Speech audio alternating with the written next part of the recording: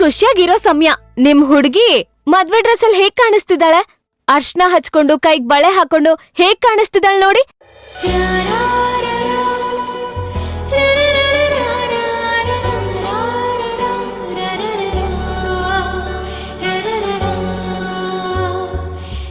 ನಮ್ ಕಡೆಯಿಂದ ಮದ್ವೆ ಹೆಣ್ಣಿಗೆ ಕೊಡೋ ಸೀರೆ ಒಡವೆ ತಗೊಳ್ಳಿ. ಇದೆಲ್ಲ ಯಾಕಪ್ಪ? ಏನೇ ಆದ್ರೂ ಶಾಸ್ತ್ರ ಸಂಪ್ರದಾಯದಂತಾನೆ ನಡಿಬೇಕಲ್ವಾ ಆಂಟಿ? ತಗೊಳ್ಳಿ. ನಿಮ್ ಮಗಳು ನಮ್ಮನೆಯಲ್ಲಿ ನೆಮ್ಮದಿಯಿಂದ ಖುಷಿಯಿಂದ ಇರ್ತಾಳೆ, ನನ್ನ ನಂಬಿ. ನಂಬಿನೇ ಬಾವಾ, ನಮ್ ಅಕ್ಕನ ನಿಮಗ್ ಕೊಟ್ ಮದ್ವೆ ಮಾಡ್ತಿರೋದು. ಅವಳಿಗೆ ಯಾವ ನೋವೋ ಆಗ್ಬಾರ್ದು. ಆ ಜವಾಬ್ದಾರಿ ನಿಮ್ದು. ಖಂಡಿತ. ಭವಾನಿನ ನಾನು ತುಂಬಾ ಚೆನ್ನಾಗಿ ನೋಡ್ಕೋತೀನಿ. ಅದ್ರ ಬಗ್ಗೆ ನೀವೇನು ಯೋಚನೆ ಮಾಡಬೇಡಿ. ಅಷ್ಟಾದ್ರೆ ಸಾಕಪ್ಪ. ಸರಿ ಅಂಕಲ್, ನಾನಿನ್ ಹೊರಡ್ತೀನಿ. ನಾಳೆ ದೇವಸ್ಥಾನಕ್ಕೆ ಬರೋಕೆ ನಾವೇ ಕಾರ್ ಕಳಿಸ್ತೀವಿ. ಆಯ್ತಪ್ಪ.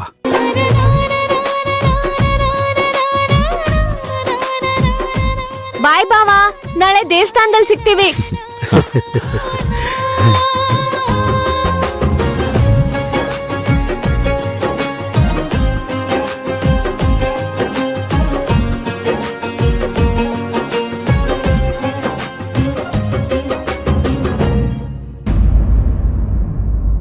ಸರಿ ಸರ್, ಹಾಗೆ ಆಗ್ಲಿ.